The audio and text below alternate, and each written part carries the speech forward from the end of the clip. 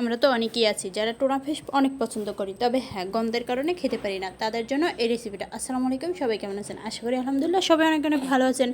আজকে আমার এই রেসিপিটা ট্রাই করে আপনারা মাছ খাওয়ার অন্যরকমের একটা পদ্ধতি পেয়ে যাবেন। তাই আমি এই রেসিপিটা আপনাদের মাঝে শেয়ার করতেছি।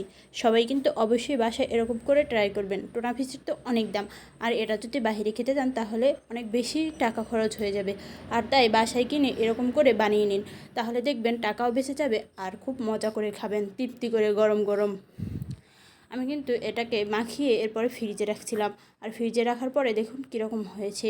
এরপর আধা ঘন্টা কিংবা 1 ঘন্টার জন্য ফ্রিজে রেখে দিবেন। এরপরে চিপসের ভিতরে একটুখানি আটা দিয়ে দিবেন। আটা দেওয়ার পরে এটাকে ভালো করে মিশিয়ে নেবেন। মিশিয়ে নেওয়া হয়ে গেলে এরপরে আমরা মাছটার পালা। মাছটার ভিতরে একটু কর্নফ্লাওয়ার দিয়ে দিবেন, কিংবা একটু ময়দা দিয়ে দিতে পারেন। ময়দাটা দিয়ে সুন্দর করে মাখিয়ে নেবেন। আর মাখিয়ে নেওয়ার পরে দেখুন কি সুন্দর হয়ে গেছে, মিশে গেছে এটার ভিতরে। এরপরে কড়াইতে তেল দিয়ে সুন্দর করে একটু গরম করে নিতে হবে। এরপরে মাছটাকে চিপসের ভিতরে দিয়ে ভালো করে চিপসটা লাগিয়ে নিতে হবে। এরপরে তেলের ভিতরে দিয়ে দিলেই আস্তে আস্তে হয়ে যাবে। তবে হ্যাঁ, আপনারা কিন্তু চুলার আঁচটা নরমালে রাখবেন। আর নরমালে না রাখলে এটা তাড়াতাড়ি লাল হয়ে যাবে আর ভিতরটা হবে না।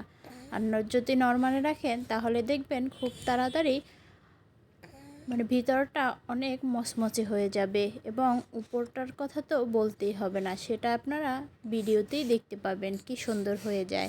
এরপরে দেখুন আমি একটু নাড়িয়ে চাড়িয়ে দিতেছিলাম। নাড়িয়ে চাড়িয়ে বেশি করে নাড়বেন না, তাহলে এটার ভিতরে চিপসটা উঠে যাওয়ার ভয় আছে। আর এবারে দেখুন কি সুন্দর লাল হয়েছে। আর এরকম করে আপনারা সবগুলো ভেজে নেবেন।